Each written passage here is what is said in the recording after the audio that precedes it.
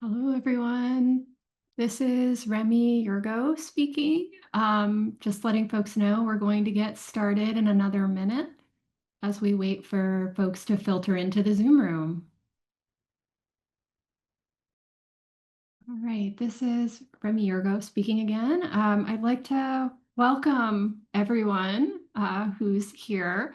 Welcome to How to Survive Techno-Hellscapes on Crip Wisdom and Critique, which is a roundtable conversation with Beza Marid, Leah Lakshmi Piepsna Simarasana, Krista Teston, and the cyborg Jillian Visa. And we're so glad that you could all be here today and think together with us. And as we offer some welcoming remarks to start off the event, we will have slides in the background. And the current slide features the title of the event, as well as logos for the Digital Study Institute and the Disco Network. While waiting for others to join the call, I'm just going to offer a couple of quick guidelines to follow for today's event. So to begin, if you have an access or technology related question or concern, please send a message using the chat and our event staff will assist you. There are several folks who are named the Disco Network in the chat as well. And then if you have a question, please feel free to put it in the Q&A feature in Zoom, and we'll be sure to turn to questions as time allows and toward the end of our conversation. So we also wanted to begin today with a land acknowledgement. The University of Michigan is hosting this event, and it's built on the ancestral, traditional, and contemporary lands of the Anishinaabe, so the Council of the Three Fires, the Odawa, Ojibwe, and Potawatomi, as well as the Wyandot. And today we benefit from access to land and to resources originally gained through a coercive treaty that was supposed to ensure reciprocity, mutual respect, and access to education. Disability justice necessarily includes dismantling settler colonialism and white supremacy, and it means dismantling the racist and the ableist beliefs that the white settler body mind is the most capable and valuable. We also want to begin today by attending to access. So we'd like to take a few moments to think about what access means in our virtual space here this afternoon / morning / evening, depending on where you are. So please come to today's session as you are, and feel free to enter and exit the Zoom space as you need to. You can access CART or real-time closed captioning by clicking on the CC button on the bottom menu of Zoom. And ASL interpretation can be accessed via the Show Interpretation button. So just some quick notes about the orgs and departments and centers that are hosting today's event.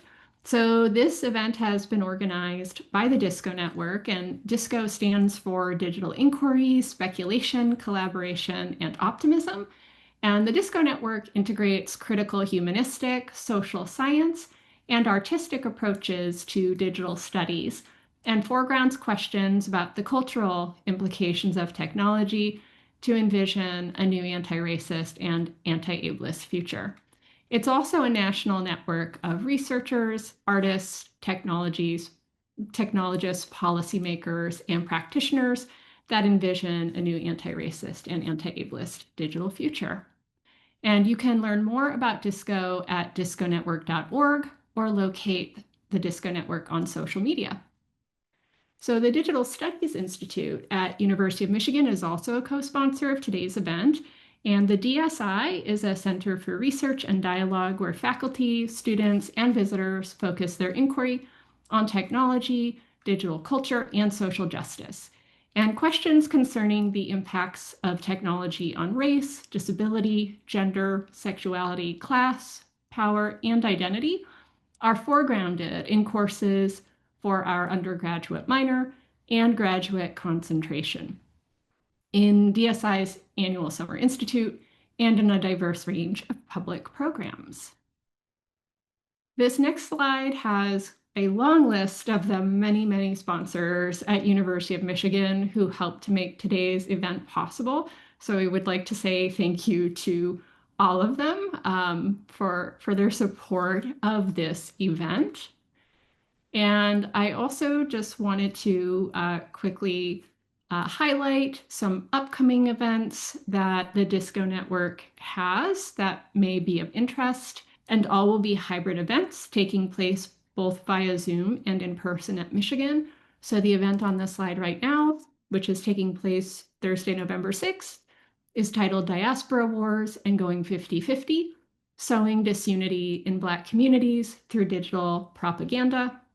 The event that's on this next slide is taking place on Thursday, January 29th, and it's titled Black Boys and the Future of Technology. And on the next slide is the event that's taking place on March 10th, which is titled Against Surveillance and Spectacle, Building Global Resistance to Tech-Mediated Oppression. And you can find more details about these events on the Disco Network website. So now I'm really excited to introduce today's panelists, and I'm going to go ahead and read bios for each of them. So Beza Marid is an assistant professor of science, technology, innovation, and racial justice in the School for the Future of Innovation in Society, SFIS, at Arizona State University. Marid is also the director of the Digital Health and Racial Justice Lab, an affiliated faculty member in the ASU College of Health Solutions, a 2025 research affiliate in the Disco Network, and a faculty research affiliate in the Southwest Interdisciplinary Research Center. Situated within the fields of science and technology studies and critical digital health studies, his research examines how innovative digital health technologies are used to govern, foster, and optimize our capacity for life, and it considers how this capacity is undermined when these technologies surveil, racialize, and otherwise marginalize already vulnerable patient groups. Leah Lakshmi Piepsna Samarasana, they, them, is a non-binary femme, disabled writer, and disability and transformative justice movement worker of Burgher and Tamil, Sri Lankan, Irish, and Ukrainian Galicia Roman ascent. They are the author or co-editor of 10 books, including The Future is Disabled, Prophecies, Love Notes, and Morning Songs, Beyond Survival, Stories and Strategies from the Transformative Justice Movement, co-edited with Igeris Dixon, Tonguebreaker, and Care Work, Dreaming Disability Justice. A Lambda and Jeannie Cordova Award winner, 5-time Publishing Triangle shortlister, and longtime disabled QT BIPOC space maker. They are currently building Living Altars, a cultural space by and for disabled QT BIPOC writers. Krista Teston, PhD, is professor of English in the Writing, Rhetoric, and Literacy program at Ohio State University. Teston mobilizes multiple methods to study how people navigate uncertainty in technoscientific and biomedical contexts. Her first book, Bodies in Flux, Scientific Methods for Negotiating Medical Uncertainty, was published by University of Chicago Press in 2017 and won 2 national Best Book Awards. Her second book, Doing Dignity, Ethical Praxis and the Politics of Care, was published in 2024 by Johns Hopkins University Press and draws on analyses of 3 case studies about how indignities emerge in contemporary caretaking contexts. Teston also directs Ohio State University's business, professional, and technical writing courses and serves as the president of the Rhetoric of Health and Medicine Society. And the cyborg Jillian Weisse is a poet, novelist, video artist, and disability rights activist. Cy is an associate professor of English at Florida State University. Cy is the author of The Amputee's Guide to Sex, Soft Skull Press 2007, The Colony, Soft Skull Press 2010, The Book of Goodbyes, BOA Editions 2013, Cyborg Detective, BOA Editions 2019, and Give It to Alfie Tonight, Red Mare Press 2020. During the pandemic, Cy started Borg for Borg Productions with the video play A Kim Deal Party. Her memoir and book of poems are forthcoming from Echo. So hooray, welcome everyone. So for those who are attending, we are starting out by asking the panelists some questions, and the panelists are going to respond, and these questions were collaboratively generated. And then from there, we'll open things up for broader conversation with all of you through the Q&A feature. So if at any point, please feel free, if you have a question, to log it in the Q&A feature, and I will help wrangle questions and facilitate the conversation. So with that, I'm just going to start off by reading the first question for our panelists. Can you tell us a little bit about your work and/or what currently sustains you? Hi, this is Krista speaking. I'll jump in and get us started. Thanks everybody for being here, and thank you, Remi, for that amazing introduction. I am a rhetorician by training, which basically means I study how people make sense of and navigate uncertainty, but through a wide range of symbols. So it could be language, it could also be gesture, statistics, visual communication, and this whole time I've been really curious about how people make sense of their embodied knowledge, which can be difficult to account for in some of those modes. More recently, I spent time thinking about updated definitions for dignity by analyzing the public testimony that emerges around the medical aid in dying legislation in the United States. So I've learned a lot about how ordinary folks rehearse ableist scripts about what constitutes a life worth living, and I've learned a lot about the obstacles that people face when trying to access dignified care. And the things that sustain me right now, I just slammed 3 packs of Halloween candy size gummy bears, my 6-month-old puppy, Coco, and my recently adopted cat, Willow. I can jump in next. This is Bezamarid. So my research and teaching generally explore the world of digital health innovation. And I do work around sort of how efforts to address health inequities through the use of innovative technologies can sometimes materialize particular harms for already vulnerable populations. Lately, this has involved trying to sound the alarm about how efforts to make facial recognition technologies like the next frontier in at-home blood pressure management would sort of racialize particular populations. I'm specifically interested in what this would mean for minoritized populations who are both tend to have higher incidences of high blood pressure and who are also disproportionately harmed by carceral surveillance technologies like facial recognition.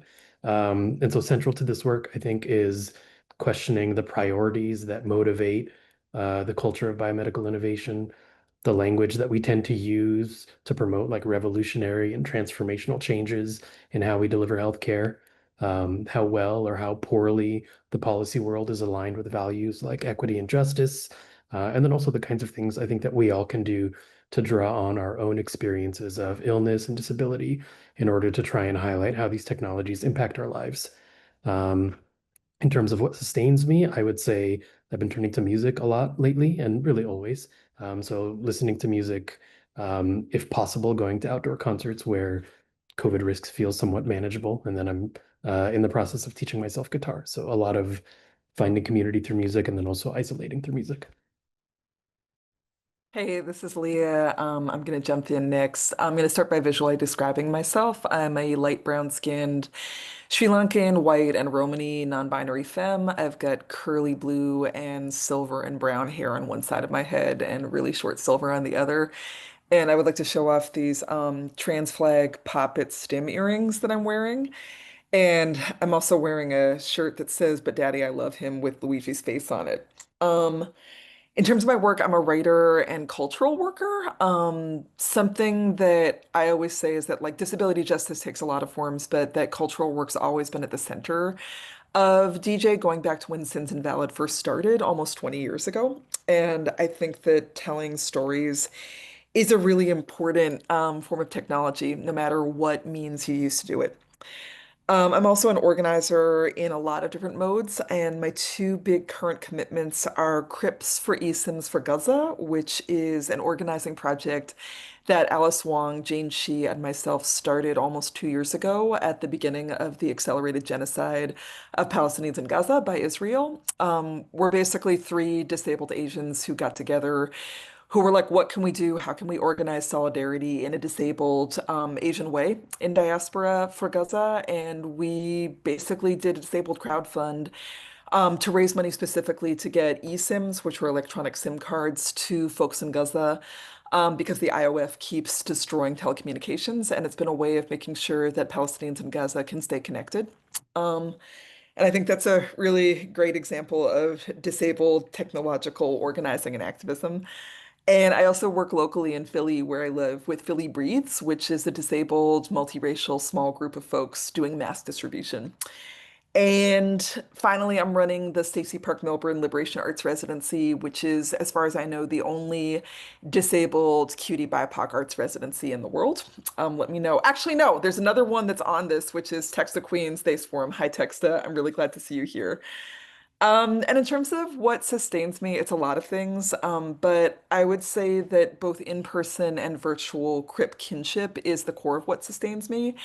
And I want to say that that's with all its imperfections. That's with all of its non-utopianism and argument and annoyance. And as my friend Duji said recently, community is not just a bunch of people who magically all get along. And I'm really sustained by the city of Philadelphia, where I've been visiting for 17 years before I moved here, and I have chosen family who are from here. Because it's a black and brown working class city that really understands abandonment and organizing in the face of being written off by a lot of people. So it's possible to me for me to be a part of communities that mask, that take care of each other. Um, yeah, I'll just leave it there.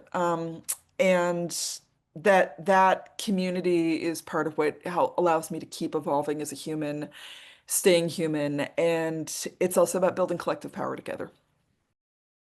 Hi, this is the cyborg Jillian Visa speaking. I am a pale cyborg. I'm wearing light makeup, brown hair. I'm wearing a shirt cut purposefully in an asymmetrical way because I have scoliosis. I'm in search of a new word for hunchback. In search of it so much that recently I hosted a collective space which became a disabled dictionary called Borg DM with over 200 participants, and the magazine Including Disability published it. We created so much language with that effort. I'm somehow still in an image description. My background is blurred, but I'm sitting on a sofa. I'm a poet. It's a delight to be here with all of you. What recently sustains me? Always poetry. Thank you.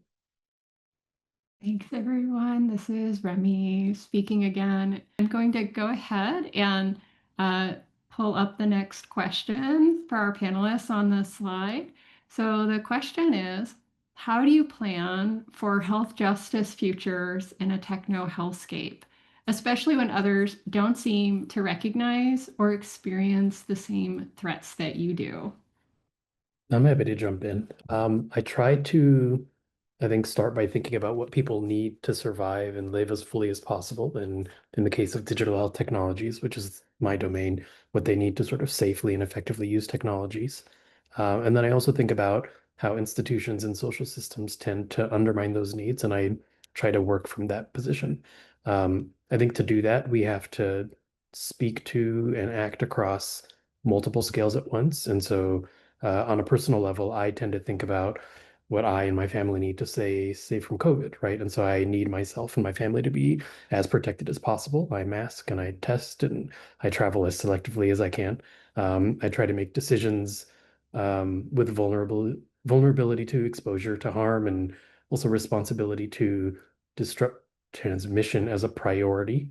I tend to hope other people do as well, but I know that that's not always the case. So I think I sort of think about sort of like an individual domain of action.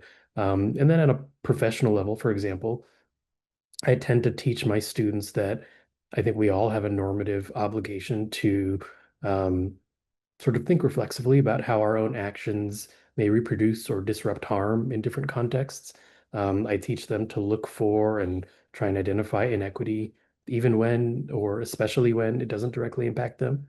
And I teach them to think about the locus of change as something that exists within them and within the communities in which they reside, as opposed to, a special set of actors who are sort of separate from them. And that's sort of big part of the one of the classes that I teach here at ASU. Um, and I think one of the key lessons that I try to sort of keep in mind in kind of planning for health justice futures is to really sort of teach the students that the inevitability of these technologies is not something that we should presume, right? I think with a lot of AI-enabled technologies, for example, that introduce or sort of expand surveillance networks, for example, there is a presumption that these technologies are already here, they pervade our lives. There's something that we just have to accept. And I question that at every turn and also encourage students to do that as well. Um, I try to communicate this as well with the healthcare providers and technologists and policymakers that I address through my work. And so I try to encourage them to, you know, really understand that they can't think of these technologies as being developed or being used in a vacuum, that they have to understand sort of the social world and politics that they sort of invoke.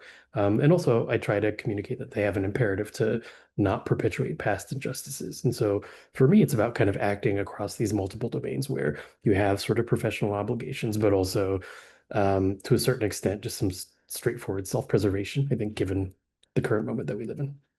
I can jump in on that note. Beza ended with talking about self-preservation, and I'm I'm in that space right now. I think about 45 days ago, I got COVID for the first time that I know of. Um, and I could be zooming too much in on the word plan in this question, but the that this experience of the last 4 or 5 weeks has really, I feel like I'm done planning. I planned for 6 years and worked hard, and my partner has Crohn's and is on an immunosuppressive. So we worked really freaking hard, and in the end, we got it. We both got it. So I'm in a space now, and I wrote through this and thinking how to answer this question. I feel a bit of shame in saying this, but I actually feel like my approach right now is just to stop planning, and to just do the next 5 minutes as best as I can. I have smaller networks of care where we back channel our latest, exasperated experiences with our bodies and the healthcare workers that we encounter.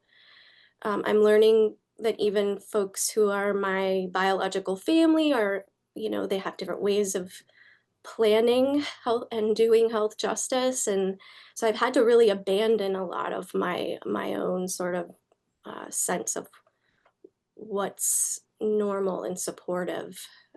So I'm in a place of retreat right now. I have so much cynicism, and I've experienced so much cynicism and suspicion from health experts and loved ones about my embodied experiences that I've kind of retreated from engaging them on anything that isn't absolutely necessary. I don't know how helpful that is, but surely there are other folks on the call now who are feeling similarly. And so I guess I will just say solidarity to you.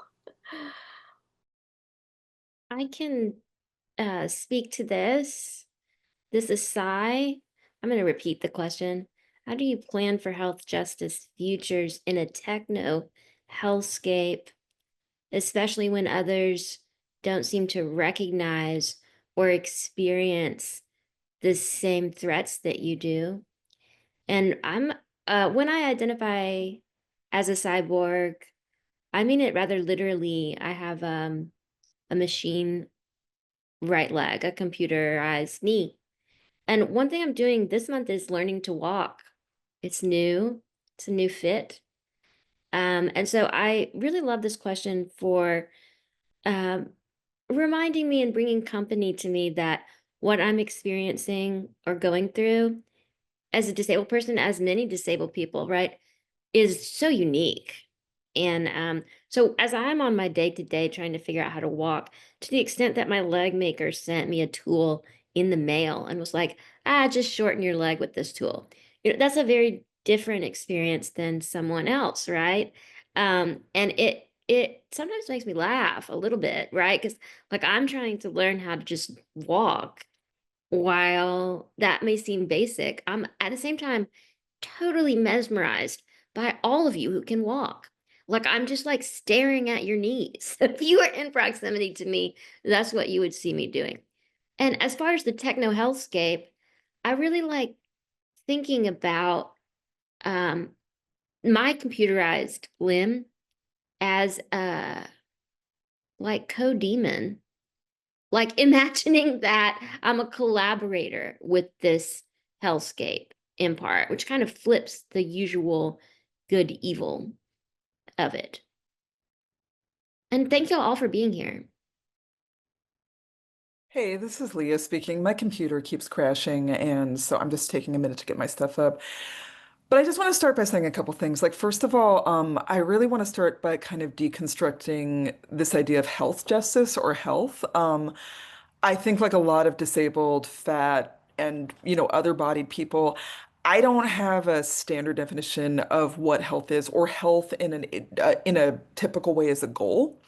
And I actually let me just find this real quick.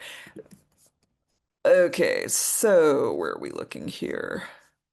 Great. So Beatrice Adler Bolton, who does the Death Panel podcast, wrote this really great thing on Substack this week about Deleuze's idea of little health, which is really long. I won't get into right now, but I'll excerpt what she said, and maybe somebody can stick the link in the chat if people want to check it out more. Where she was like, yeah, it basically redefines health in a way that's against the capitalist conception of normal because it's about health not as cure, not as wholeness, but as the small spark that lets us live, create, and connect, even in and through illness or pain, right? Under capitalism, health is treated like a product, a return to quote unquote normal, a measure of productivity, et cetera, et cetera. Um, and then she jumps ahead and says, think about how many people live with chronic illness or disability, live in this space, not cured, not recovered, but sustaining, creating, resisting in ways the health system can't measure or appreciate. Deleuze credits this to the tiny reserves of vitality that allow someone to write, paint, organize, or simply persist through pain. It's not health as a destination, but as a stubborn practice of becoming. Um, so yeah, I was just like, ooh, Deleuze, like let's go ahead with that. So I also feel that way in my own life, and I'm not a fancy white French theorist by any stretch of the imagination, nor would I want to be. But I guess there's something about just sitting with the fact that, many people have said for a long time that this world is more disabled than not. With COVID, with climate crisis, with genocide, we really are in the future as disabled, and it sucks and it's complicated. But I think that there's a lot of power that I see people finding in refusal. Things are so fucked every which way.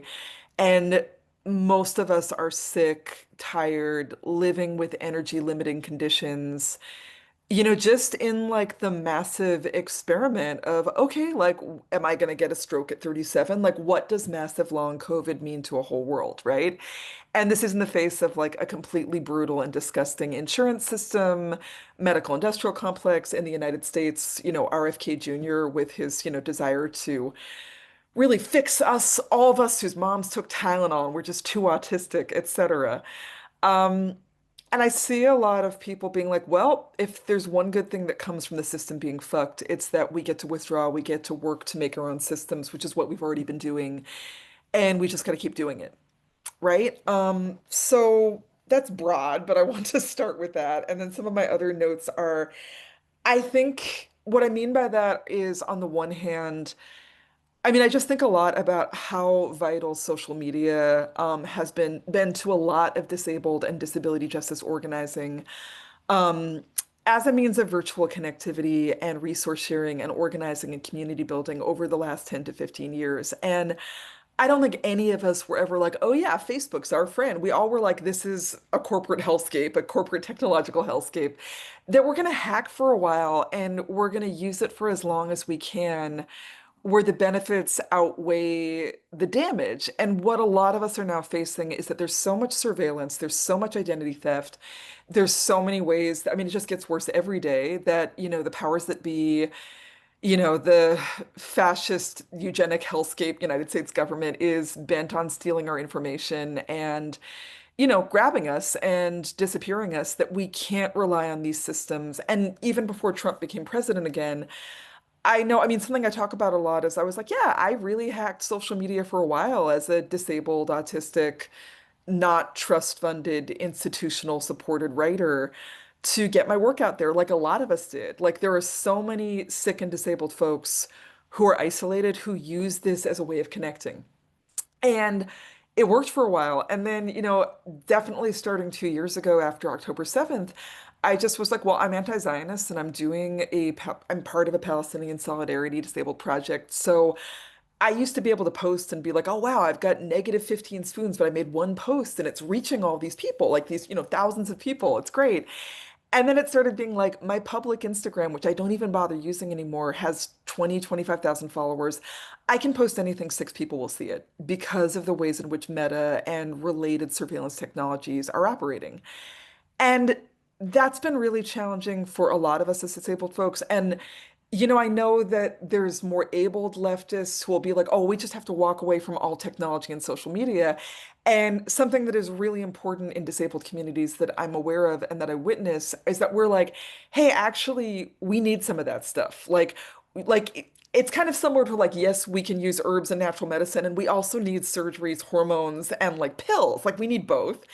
Um, I'm really happy that I'm a Generation Xer who remembers analog ways of being, and then I'm like, yep, zines and phone calls, and I moved to a mid-Atlantic masking city so I can hang out with my friends in the park and all of that. And also, I am not going to throw away how much online connectivity has been and continues to be such a lifeline for disabled folks, particularly disabled folks who are geographically isolated, communications isolated, or, living high risk lives where, I have a lot of friends who have not really been able to have anyone inside their home for 5 years because they're immune suppressed and one, I mean, COVID, but also a cold could kill them, especially now that like, oh yeah, what pandemic, like there's no collective responsibility from, the state. So I really want a both and I guess in terms of planning, I really relate to Krista to what you said about like actually is the wise thing to do to not plan. I think it's about nimbleness and flexibility. To me, and this might sound really highfalutin and whatever theoretical, but like I'm trying to keep to certain principles of how we move together, like not abandoning each other, like being creative as disabled folks in the face of calamity and being innovative. And I think especially since the beginning of the year, since January 20th, I've personally been moving from a place of, anybody who's like, oh yeah, this is exactly how it's going to end up, they're fooling themselves and they're actually like kind of fucking themselves, ourselves over. We've got to respond to the conditions that present themselves to us and be creative. Those are the only things that I see working. But to wrap up, I will say I just want to emphasize the both and. I mean, I see a lot of strength and power in disabled online communities that are really skilling up and have skilled up and are continuing to share skills and, practices around digital online safety so that we can continue to meet online and be safe. I live in a city where so much of the organizing has shifted to these like 1,000-person signal threads, which were like unwieldy and chaotic. But, we didn't have to just go all the way back to like just flyers on telephone poles because like those are important and this is also important. And I also am just like offline, figuring out like on offline accessible masked safer spaces wherever we are, rural, like city, someplace in between, feels really important. Um, yeah, I'll stop talking there. Thank you for listening. Thank you all so much for that. Moving to the next question, which I think is going to build upon actually what you all were just sharing right now. Here we go. It's people seeking care are often ensnared in webs of surveillance, commodification, data privacy erosion, and automation at the expense of human connection? And how might disabled folks and people seeking care negotiate these tensions? That is, when seeking support involves bodily risk or harm. I'll take a shot at this. This is Beza again. So I think years ago, I would have made an argument about like trying to foster mutuality by getting people to recognize like the precarity of others as their own, right? And I would have talked about the importance of using that kind of storytelling as a way to build solidarity through like shared understandings of the structural barriers to care that a lot of people face. Um, because I've written about it, I probably would have talked about what people were doing to protest the effort to like retrench the Affordable Care Act, and with it, the coverage it provided for pre-existing conditions, where people were telling like deeply intimate, just desperate stories about what they had to do to seek care and what it would mean to lose the sort of, incremental progress that was made through the ACA. I feel like that's kind of the route I would have gone years ago. I think more and more I've started to feel like this kind of an appeal to like a common sense of humanity by sharing stories about precarity and by making clear that like the frailty of the human body is not like an experience of the few. Um, Kind of feels like a strategy for a different time. It's probably maybe closer to what Leigh is saying with like a, a both and, but it's starting to feel to me like something that is for a different time. I think as COVID continues to shape our lives, as long COVID continues to shape our lives, as people continue to look away, right? It feels like a lot of people have kind of hardened themselves to, or I guess against this kind of recognition of some sort of shared experience. And so I think these days I'm much more likely to kind of try to work within the tradition of something like abolition medicine, where, the work is to try and imagine and foster an abolitionist horizon where we can commit ourselves to like in very specific and structured ways, eradicating structural inequalities and dismantling particular practices that enable them to quietly reproduce. Um, I tend to think about this through the lens of like racialized surveillance, specifically through health technologies, but I think this kind of an approach applies more broadly as well. I think it's still important to try and make moral claims about like the obligations that we have or institutions like medicine has to interrogate, how they cause harm. But I think for now, I feel like I'm more interested in finding new ways to kind of leverage power to make change. Um, Within the kind of domain of digital health that might involve thinking about ways to enact data sovereignty practices or ways to sort of secure communal control and decision-making protocols, or ways to argue against the use of essentialized sort of concepts of race, for example, in medicine, where we try to do away with something like race corrections or biological race in medicine and in decision making when it comes to, you know, distributing resources that include surgery or care in a number of ways. And so again, it's maybe more of a both end, but I feel sort of, repelled against that kind of older model just because it seems like there are fundamental disconnections that I think we have to increasingly deal with. I can jump in if that's okay. This is Leah speaking. So I looked at my notes and I was like, oh, I completely like put my answer to this question in my last response. So I'm gonna go a bit off the cuff.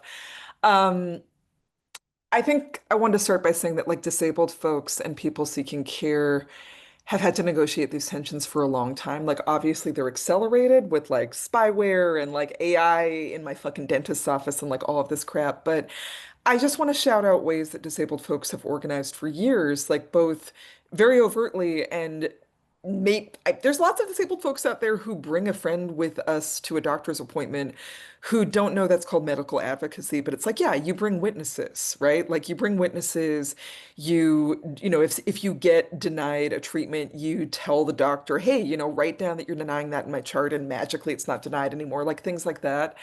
So I think that kind of collectivity and that like patient slash care needing person organizing is super important to shout out. I'm thinking about things like the Patients Council at 999 Queen Street West, which is Toronto's, it's now the Center for Addiction and Mental Health, but for years on Queen Street, that was like the big psych ward.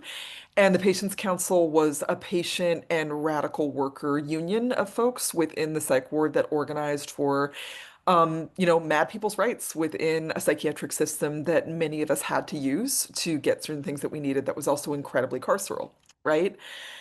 And at the same time, like, I just think about like, it's like, yes, we're in these systems and fighting to get what we need and to protect ourselves at the same time.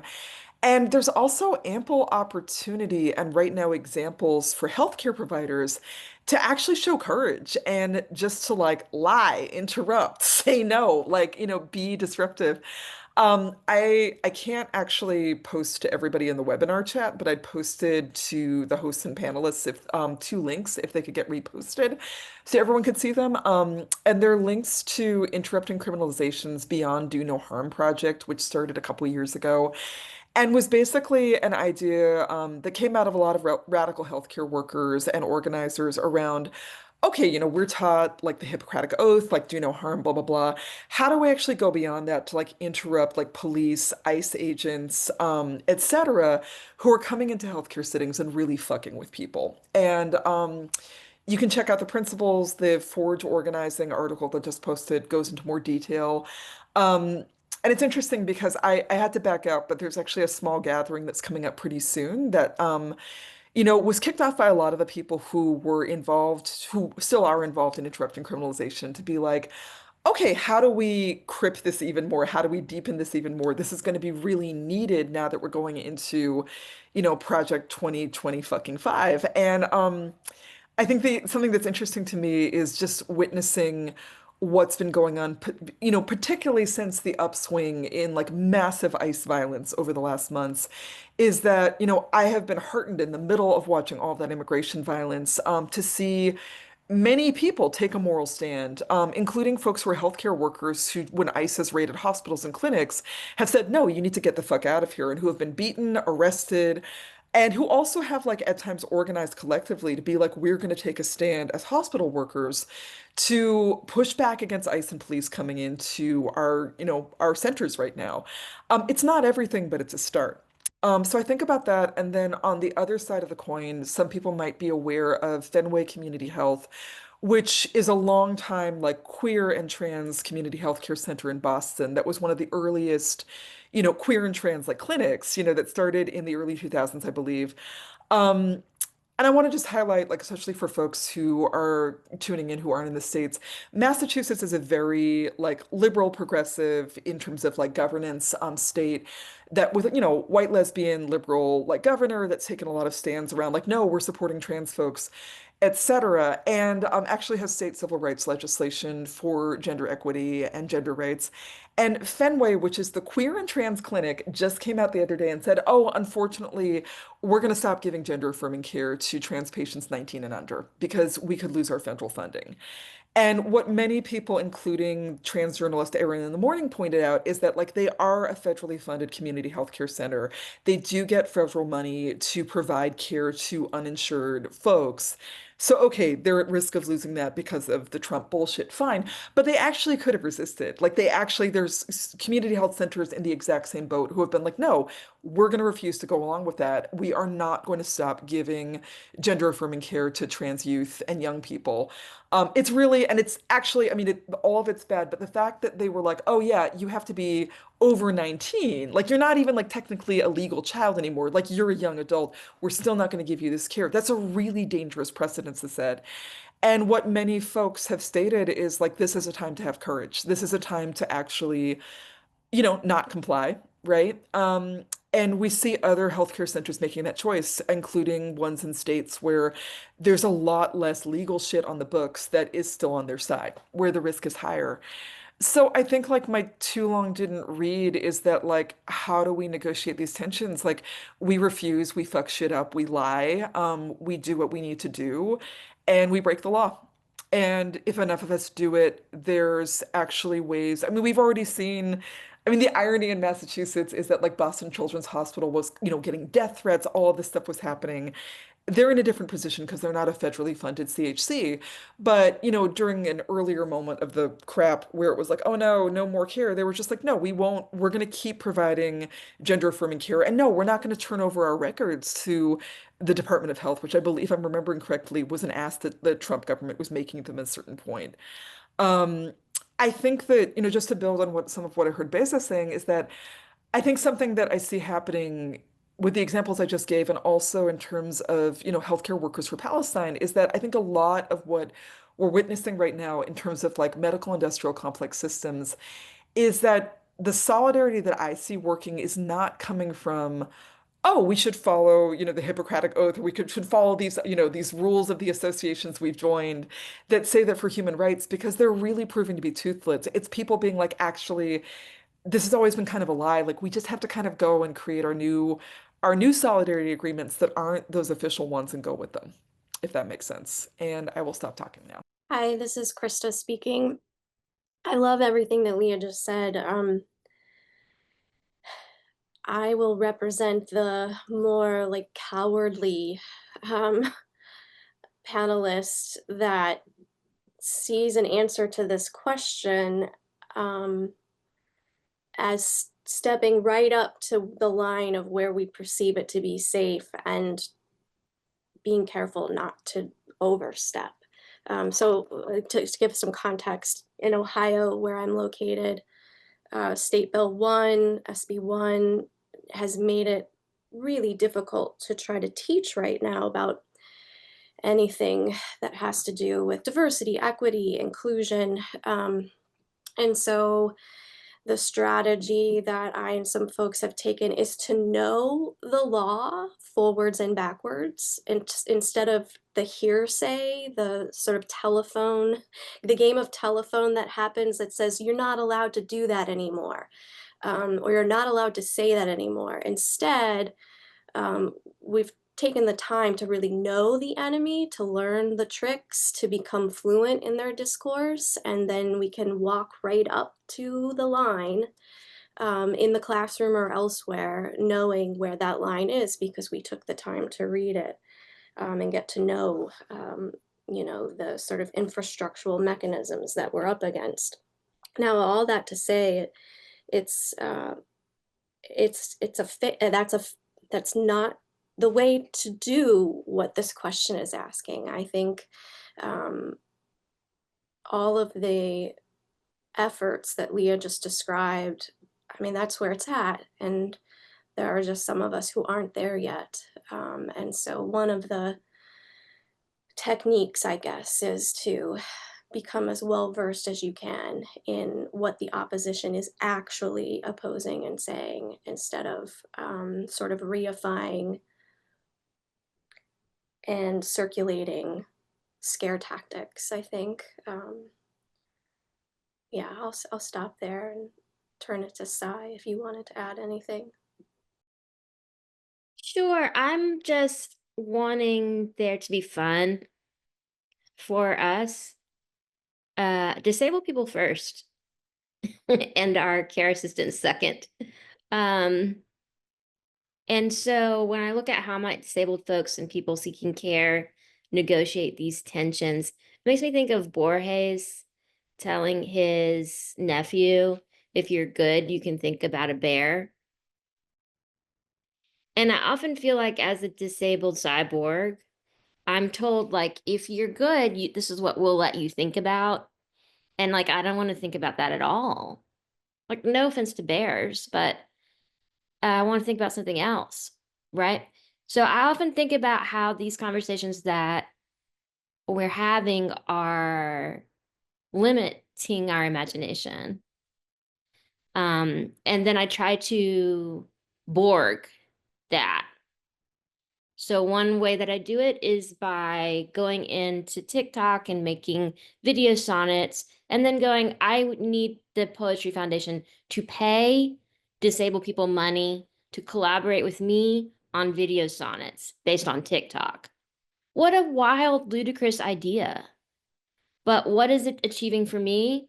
Nobody said I should do it. Nobody. Nobody is thinking of TikTok as a way to get disabled people paid from a foundation, which I understand is complicit, right? So for me, it's about like going into these sort of no-go zones that are USA specific and redistributing wealth, and also figuring out ways for disabled folks to make money and art. Yeah, and have fun. And have fun.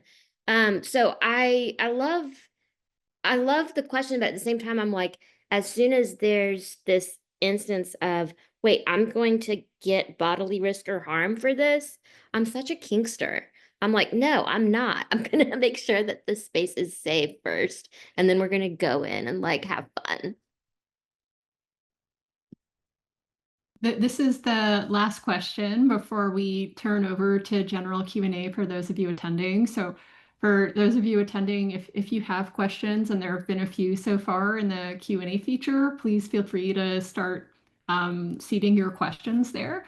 But this last one, I think, Sai, building off of what you were just noting, takes us hopefully in another direction in some ways as well. And so it's, what strategies or wisdom might you offer for survival, and how can we show up for each other right now?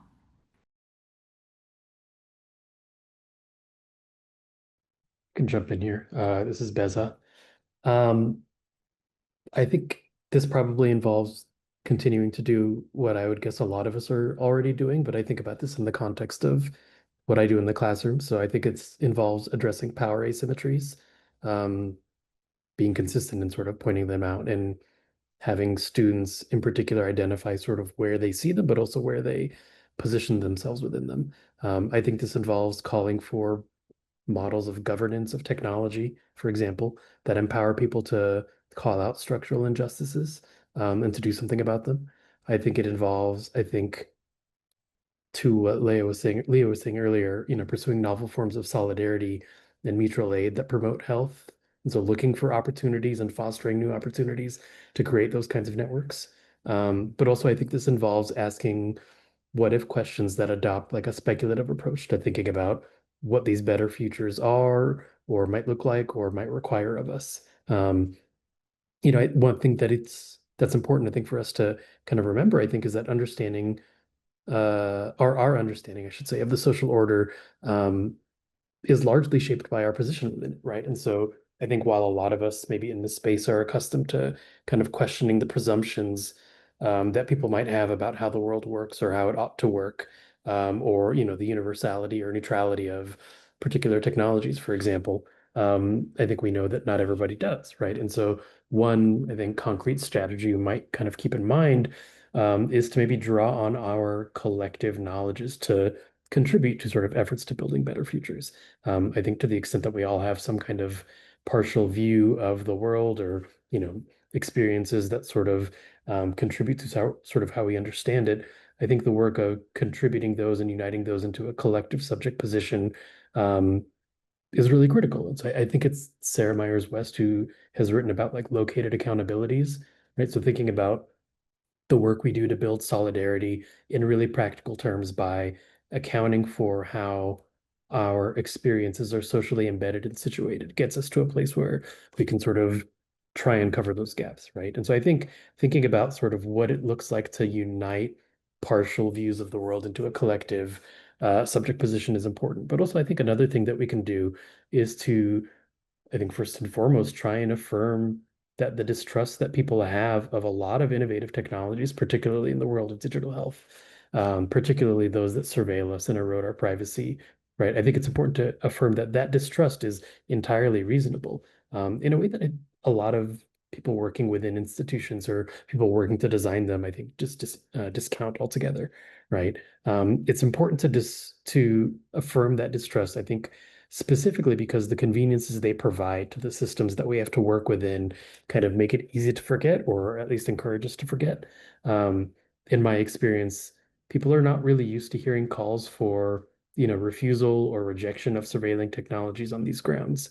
Um, there are a lot of pressures that I think we are subject to that work to like manufacture our consent to just using them and incorporating them and making them a part of our lives. And so what I have observed is that when I talk to people about looking for ways to opt out, or looking for low-tech alternatives, or looking for analogs that don't require us to kind of be subject to these networks, I see people remember that this can, or at least should be, an option, but sometimes I think people need to be reminded. This is Leah. This is a really broad question, and I don't want to repeat what I or other people have already said. But I think, I mean, there's a million ways. I think what I want to just go to is just like, I think witness and honor how disabled folks are already showing up for each other and keeping each other alive and just really honoring that we've been doing this. I think that one, double-edged sword gift that disabled folks and disabled communities know is that we know what it's like to be abandoned. We know what it's like for nobody to give a fuck about us or to remember us. And we have decades and decades of examples of folks organizing in the face of institutional and collective abandonment and showing up for each other. Some that I want to shout out is the Nobody is Disposable Coalition, which I think is nobodyisdisposable.org, which is a coalition that came together just as COVID was starting 5 years ago. That was a coalition of disabled, elder, fat, and other bodied folks coming together against medical rationing and eugenics, and what we were at the time calling IC eugenics. I'm thinking about that. I'm thinking about, the Power to Live campaign in 2019 when PG&E, Pacific Gas and Electric decided to cut off the electricity to a lot of Northern California as oh wow, there's wildfires coming. This will be a great way that we save everybody. And didn't pay attention at all to the fact that so many folks literally depend on Power to Live to, make our wheelchairs work or refrigerate our insulin or any number of other things, keeping our ventilators going. Power to Live came together and in a really grassroots ad hoc way was like, okay, they're not going to come to save us. So this house has electricity. Like this firehouse will let us charge our wheelchairs and our ventilators. Like here's how you use, dry ice and evaporative technology to create refrigeration to keep your insulin from going bad. Um, that's from just 6 years ago, and there's so many examples of small disabled ways of being that are really big, where my friend Sana Land has a quote that I quoted in The Future is Disabled, where they said, we maybe weren't going to save everybody, but we were going to save each other. I think that often the enormity of the fascist eugenic technological hellscape is designed to make us feel overwhelmed and powerless, right? A lot of people have written about Trump's like, flooding, what is it, flooding the swamp or whatever the hell that phrase is, where the technique or the strategy is just for them to pummel us with like, brutality after brutality till we feel like we can't respond. And I think something that's actually a very, to me, disabled, low spoons, neurodivergent strategy mode of resistance is to be like, pick one thing. Like, pick one thing you can do with your 5 minutes of spoons a day and do it. Flooding the zone. Thank you, Beza. Um, yeah. So that's one thing I would say. And I also, I threw some resources in the chat that maybe could get reposted. But I would really encourage folks to avail ourselves of the accessible community and digital security tools that are out there. I wanted to shout out first Vision Change Win, which is a Black, queer, feminist, and disabled-led community safety organization that my friend and colleague at Jurisdiction founded. They do amazing work. Basically around skilling up folks and organizations, specifically, and organizations broadly defined, it doesn't have to be a $1 million 501(c)(3) by any stretch of the imagination, to really learn and practice community, non-cop, and digital self-defense against Nazis, against doxers, against, people who are trying to break into our spaces and make us be unsafe. And then there's a bunch of different tools that could be reposted. I think there's just the one that got reposted. Maybe the other ones could too. But Electronic Freedom Foundation has a lot of really good resources around digital privacy at the border, in terms of searches, in terms of just like self-defense in general. And I wanted to share those because I think that sometimes people have been in this place that I talked a little bit about before about, oh God, we've all just got to get completely off the internet. And then as disabled and chronically ill and many other folks, it's like, actually, wait, like some of the time, yes, but some of the time, no. And I think it's a lot like safer sex, during pandemics and during HIV/AIDS. It's like you could abstain or you could do harm reduction and you could learn different barrier methods to keep you a bit safer. And I think digital and community self-defense and security is a huge part of it. And one of the things that has been good about, not good, but like that's a good thing that's coming out of, this most recent decade of fascism is that there's a lot more information out there about how do you practice safety without any form of police, whether it's cops or carceral medical care workers. How do you keep yourself safe digitally and still be in the digital world? So those are some concrete things you can do. And I think I do want to just go back to like analog where it's possible. I think that I know that for me, I have gotten a lot out of being back in a community for the last 2 years where I can be with other human beings in person and we're outside or we're masked inside and we have practices of showing up for each other and doing the heavy lifting, like doing the hard movement stuff, but also doing the stuff that's like life-giving and restorative, like going over to my friend's basement and having an all-mass horror movie screening, with air purifiers for like spooky season, or the day-to-day nitty-gritty where, my friend comes over when I need to change light bulbs and I can't reach it because my body doesn't do that. And it's like, yep, I'll do it with you. And I'll let you know what my exposures are and I'll mask if I'm not certain. I think a lot of times solidarity gets talked about in these like really huge grand ways and these big gestures, and that's real. And it's also like our practices of caring for each other are woven out of a million very mundane everyday acts that are what allows survival and are what allows us actually getting to know each other over time in real ways, so that we can show up for the big things. Yeah, that's what I. Thank you so much. This is Remi speaking. So I'm going to go ahead and turn to some of the questions we've received from folks attending. And so for our panelists, anyone feel free to jump in, or if you'd like to step out from a particular question, you can let me know that too. But I'll start with one of the earlier questions from the chat, which asks, wouldn't abolitionist medicine require abolishing psychiatric incarceration as well? I don't want more equitable forced commitment. I want anti-carceral care. So I know, Leah, you had marked as possibly responding to Yeah, that. I just want to be like, hi, Lee, it's great to see you. Yeah, dude, of course. Like, of course I don't want carceral care. It's not care. And I think that, and I mean, I know that you and a lot of people who are attending and on this panel know this already, but like, there are a lot of ways to create support by and for folks who are in altered states, including like really intense, seriously mentally interesting conditions where there's a lot of care that's needed without bringing in the psych cops. And I'm just going to shout out, Pure Respites. I'm going to shout out the work of my friend Elliot Fouqui at madqueer.org, Fireweed, Project Let's, like, lots and lots and lots and lots and lots of organizations created by radical crazy people who know what we need, where we have the technology, like it is absolutely possible to get folks, the we that need stuff, care, therapy, people who listen, meds, acupuncture, yoga, places to break bottles, etc. We have 40 to 50 years of examples from the psychiatric survivor and radical mental health movements to do that. And none of them involve somebody locking somebody up, whether it's under a forced treatment order or whether it's at gunpoint. I think what Leah said was great. I'm going to leave it there. My bad. I'm sorry. I didn't see the bit that was to Beza. Beza, please go forward. No, I mean, I'm I sorry if I think talked over you. I didn't see it was directed at you.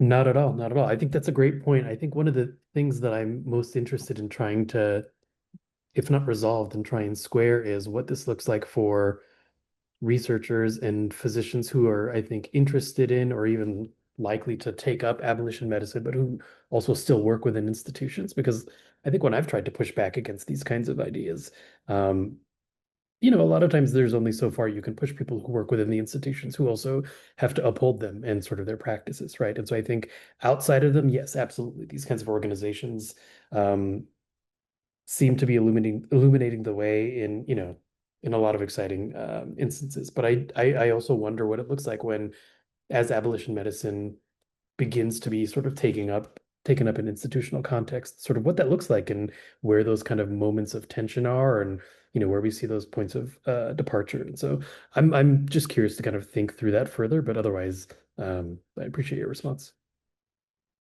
Thanks all. So I'm gonna pull on another question from the chat. So this one says, "Hi everyone, thank you for your perspectives. I'm a lonely disability researcher in medical education. Yesterday, I attended a presentation where the presenter stated that learning about and using Gen AI to support the diagnosis process was a quote unquote moral imperative because it has been shown to improve physician diagnostic accuracy. And as much as having better diagnostic accuracy might benefit me personally, since I've been misdiagnosed and remain undiagnosed for some of my chronic pain, my first thought was, at what cost? At the very least, I thought they had used the phrase moral imperative a little too easily. Does anyone have any thoughts about this justification being used in the medical space? As a newer medical educator and researcher, I would love some advice on how to approach these sentiments since I encounter them a lot.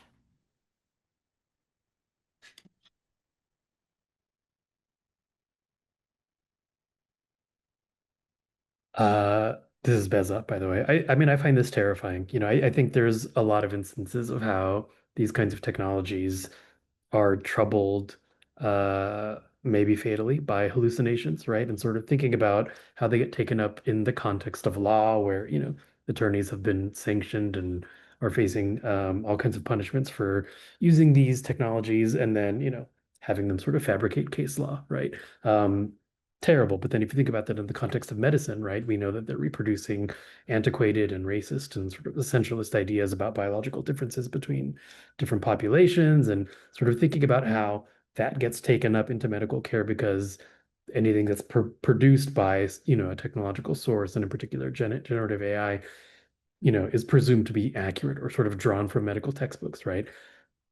It's all terrible. I think we're absolutely right to be worried about it and to question it. And I think the thing that's most concerning is that the people who are in charge of sort of making these kinds of decisions about the distribution of medical resources, but also in medical education, I think often, too often, think about the sort of incursion of AI in medical care and in medical training as something that they have to kind of keep pace with, again, because it's inevitable and it's already here. And so it's hard to kind of think about what our responses should be because I think so often the use of these technologies just goes unchallenged and is thought to be sort of a shortcut to medical accuracy or diagnostic accuracy.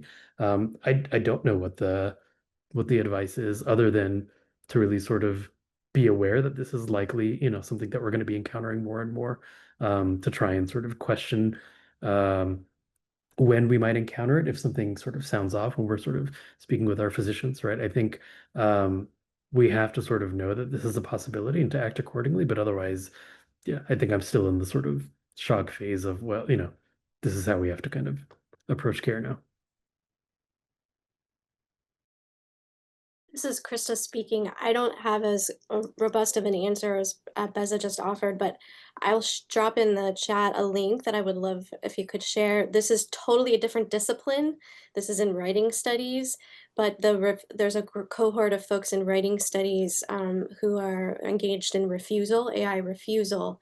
And so they're what we've just linked to in the chat might provide for you some vocabulary for speaking back to those kinds of things when you hear them. Now, it's rooted in conversations about power and resisting homogeneity when it comes to language, which was a problem in medicine pre-AI. So I don't know how useful all of that will be, but it could provide you with some linguistic phrases, at least, to act as markers for your discussions with your colleagues.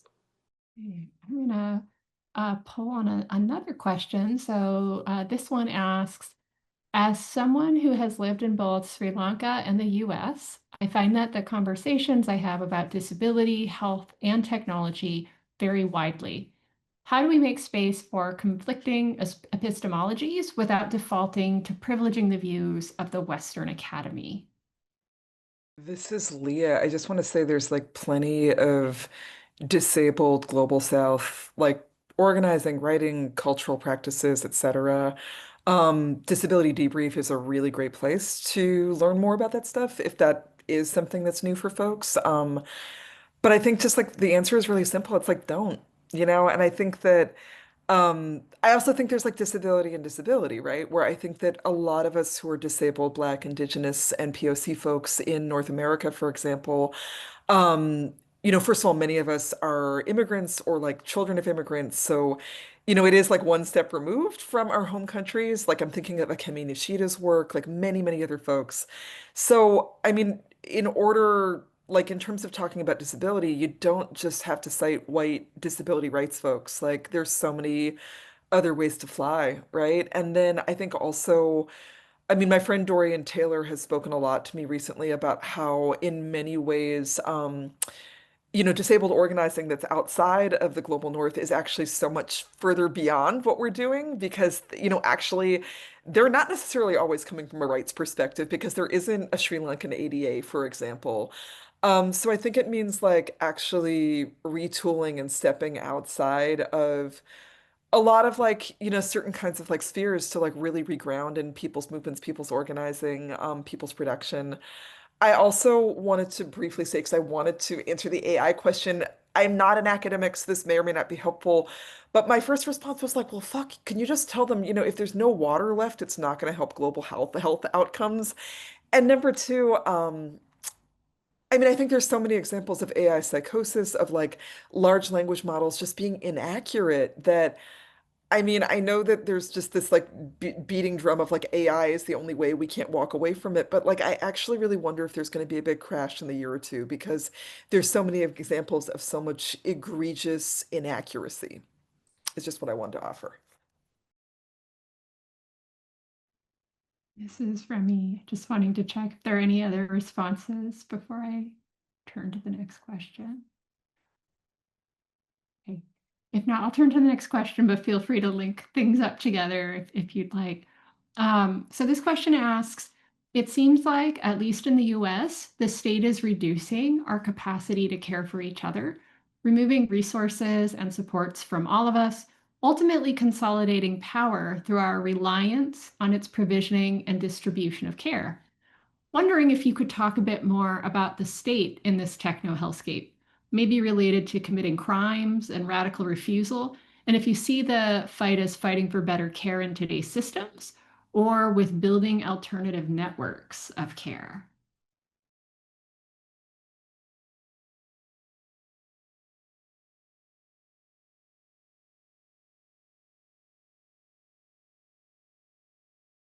This is Leah. I just want to say, like, I think it always has to be both and.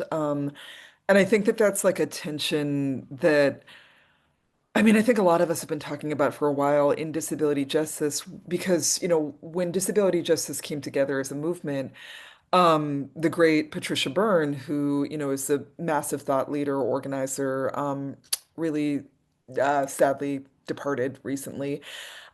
She always said that the whole thing about disability justice was that we exist in the cliffhangers left over by disability rights. And I think she always worked really hard to be like, we're not saying fuck the ADIA, we're not saying fuck Section 504, we're not saying fuck, civil rights laws, but that, as many people have said, like they're literally just the ramp to the door. They're not going into the whole accessible building. And there are many ways of pursuing justice that, just aren't going to be fulfilled by legislation. And at the same time, legislation that disability rights movements fought for has changed our lives. So what I mean by that is that I mean, a lot of popular discussants of DJ have really talked about like community care. And it's like, yes. And then we also talk about the cliffhanger. Well, I like to talk about the cliffhangers there, which is that like a lot of us don't have community. For a lot of folks who are like, I'm just in Section 8. Like, I'm not moving into the collective house. Like, what do you got? I mean, there's just questions of scale, right? Where I think that we need to make demands of the state when it's strategic. I'm thinking a lot about like different moments, like, even going back to like early Biden, where it was like for a minute, it was like build back better and like, oh my God, are we going to have a care revolution? And obviously that fell on its ass, but like a lot of us were like, wow, like it's 2021. Many of us really sampled and had a taste of what it was like to have some basics in terms of like, wow, the good pandemic unemployment and, student loans being frozen and things like that. Can we take this further?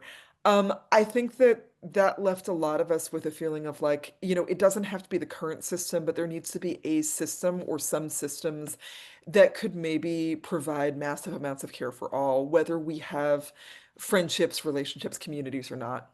I think that absolutely pressing to keep what we have is important. And I think that we have to build alternatives at the same time. It's got to be both and I'm currently really like Zoran Mandani curious about if that, gorgeous, haughty, democratic socialist, like hot daddy wins in 3 weeks. What it could look like to marshal the resources that are in a given state towards care, right? I mean, I think that a lot of his campaign, being like a brown democratic socialist, appealing to working class needs around like free buses, free childcare, have really tapped on like, it's not like the money isn't out there. It is. What happens when you free it up? And I'm really curious about different, I'm not ready to give up on certain attempts to intervene in local state politics to be like, can we move money and resources to, up caregiver pay? Like I'm thinking about when Stacey Park Milburn was part of the team that co-wrote Bernie Sanders' disability platform, for the 2020 election, where among other things, they were like, what if we like increased SSDI to be like way above like, the public, like the poverty line? Like, what if we increased it 300%? And I think like the baseline would have been like people would be start getting like 2,500 a month, not like 995. That would have been life changing for so many people. Like people could have afford shampoo again. Um, so I think like we can be creative and creating third alternatives and pragmatic and pushing on the state at the same time. And I think that federally we are at a point where like this, I mean, the horse has left the barn and the state is just kind of like, we don't care about the rule of, even pretending we care about the rule of law. So like, I don't like write Donald Trump anymore being like, hey, I'm mad at what you're doing because it's just useless. But I think local politics, like that could be really different. I think we have time for one, maybe two more, depending. And I think that this next question might be geared towards Cy, but it's open to anyone. So this question reads, I'm curious if any of you have opinions, attitudes towards digital enclave publics or deliberate micropublics. That is, not all digital culture needs to be for everyone, that only group and community can perhaps should be small. I'm thinking here about community derived from kink and outsider community, especially for socially isolated disabled folks. Yeah, I love that question, which has an answer in it. I love the idea of joining smaller niche communities. I mean, I can't really give like answers to questions. My answers are never static. Like if I was here 10 years ago, um, which still felt like a techno-hellscape to me, because I've been embodied by machines for so long. I would have said like, oh yeah, what I'm doing is trying to work for everyone to have access to everything, and that's what I'm doing. Like I was such a go-getter about trying to get access for all. In 2025, that doesn't work for me anymore. Partially because I realized while I was working to get access for all, I did not have access myself. So it was easier for me to work on behalf of everyone else and put myself last. So I've had to do a lot of work around, wait, can I actually put myself first as a disabled cyborg and get my access first and show up as best I can first and then worry about everybody else, which isn't maybe not such a beautiful way to think or look at things. But I think it's in league with your question about, well, maybe I don't want the whole world to read what it is I'm working on, which is exactly the place for a smaller, select, invite-only digital community. I think we are just about at time. So I just want to take a moment to thank all of you immensely. I realize that we're on a webinar format, so you can't see applause or applause, but I hope everybody who's on the call can join me in just saying thank you for taking the time to talk with us all here today. And for folks who are on the call, I believe that the Disco Network staff is going to pop up a poll just asking if you have a moment to respond to your experience of the event today. So they would greatly appreciate it if you're able to fill it out. I'm also just scrolling over to one last slide that has the information for the Disco Network. So the website is disconetwork.org, and you can find the different social media accounts for Disco through that website as well. I also just want to thank the ASL interpreters, Casey and Casey Ann, as well as our CART provider, Annette, for taking the time to do access labor for us all here today. So thank you all. I hope you have a lovely rest of your day, and thanks. I don't know if our panelists have any quick departing words of wisdom to impart. Likewise. Thank you all for being here. And thanks for organizing this. Yeah, thank you for organizing it, and thank you to all the access workers. Also saying thank you to the Disco Network staff. I believe the folks on the call today are Attica, Charisse, Anne, and Giselle. And if I'm missing anyone, apologies. All the Disco people, thank you so much.